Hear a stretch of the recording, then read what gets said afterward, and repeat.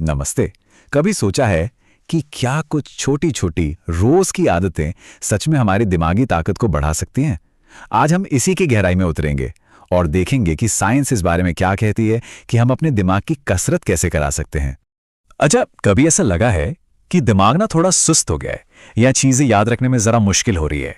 अगर ऐसा है तो फिक्र की बात नहीं, आप अकेले नहीं हैं। ये एक बहुत ही आम एहसास है। तो सबसे जरूरी बात पता है क्या है? अपने दिमाग को ना एक मसल की तरह सोचिए।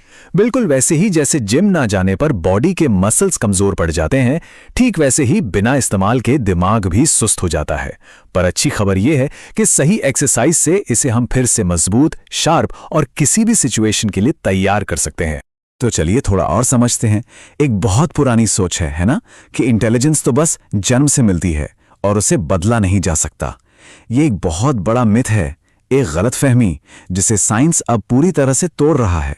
और कमाल की बात तो यह है कि साइंस के पास इसका एक जबरदस्त सॉल्यूशन भी है। एक ऐसा तरीका जो किसी भी उम्र में हमारे दिमाग को सिर्फ तेज ही नहीं रखता, बल्कि उसे लगातार बेहतर और बेहतर बनाने में मदद करता है। और ये जबरदस्त साइंटिफिक सॉल्यूशन है न्यूरोप्लास्टिसिटी। ये वो कॉन्सेप्ट है जो हमें बताता है कि हमारा दिमाग असल में खुद को बदल सकता है। मतलब वो अपनी वायरिंग, अपने कनेक्शंस को फिर से बना सकता है, रीवायर कर सकता है।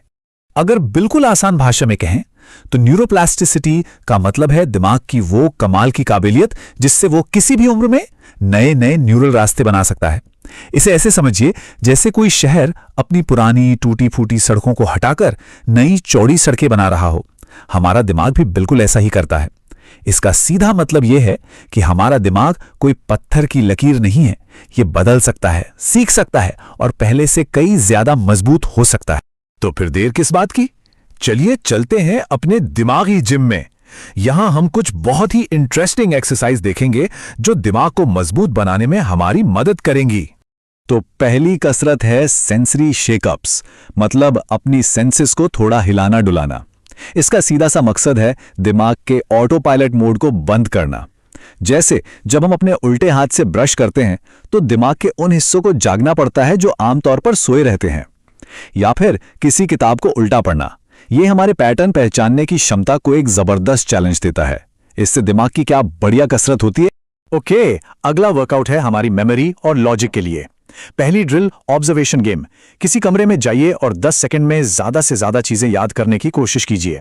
दूसरा, जीपीएस बॉयकॉट। हफ्ते में एक बार बिना जीपीएस के कोई जाना पहचाना रास्ता तय करें। इससे ना दिमाग का हिपोकैम्पस एक्टिवेट होता है जो हमारा मेमोरी सेंटर है। तीसरा, मेंटल मैथ।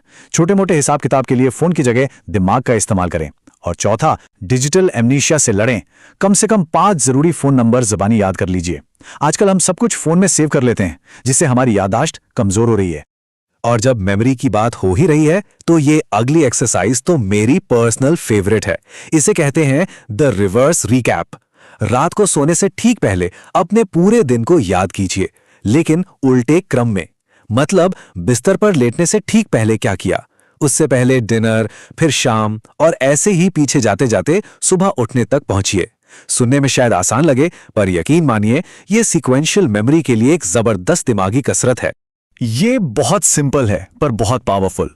रोज सिर्फ 5 नए शब्द सीखिए, और सिर्फ सीखिए नहीं, उन्हें अपनी बातचीत में इस्तेमाल भी कीजिए।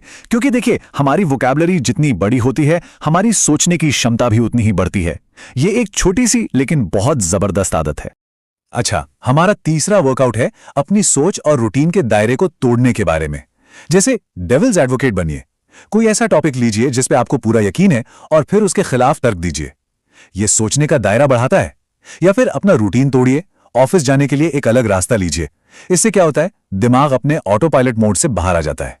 एक और चीज, किसी फिल्म या किताब की पूरी कहानी को सिर्फ एक लाइन में समराइज करने की कोशिश कीजिए। यह आपकी क्रिटिकल थिंकिंग को तेज करता है। और अब आता है फोकस चैलेंज। ये मुश्किल है पर बहुत असरदार। एक सफेद कागज पर एक काला डॉट बनाइए। अब 3 मिनट तक बिना ध्यान भटकाए सिर्फ उसी डॉट को देखिए।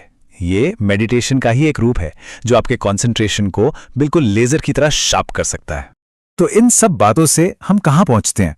हम इस नतीजे पर पहुंचते हैं कि इंटेलिजेंस यानी हमारी जहानत वो कोई डेस्टिनेशन नहीं है, कोई मंजिल नहीं कि वहां पहुंच गए और काम खत्म। नहीं, ये तो एक सफर है।